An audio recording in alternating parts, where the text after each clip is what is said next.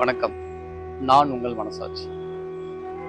தூக்கத்தை விரும்பாதவங்க யாருமே கிடையாது. அப்படியான தூக்கத்தை நாம இன்னைக்கு எப்படி தூங்குறோம் அப்படின்னு பார்த்தா எல்லாருக்கும் கேள்விக்குறி தான். இந்த தூக்கம் இயல்பா, இயற்கையா, ஆழ்ந்தும் இருக்கணும். அந்த உறக்கத்தை நாம எடுத்துக்கிறதுக்கு என்ன பண்ணணும் அப்படின்னு கேட்டா அதுக்கான விஷயம் 2. ஒன்று, நம்ம சாப்பிட்டு முடிச்சு படுக்கைக்கு போன பிறகு நம்முடைய சுவாசத்தை இயல்பா கவனிச்சுக்கிட்டே இருக்குது. அப்படியான சுவாசத்தை கவனித்தல்லையும் தூக்கம் எளிதாக வந்துவிடும்.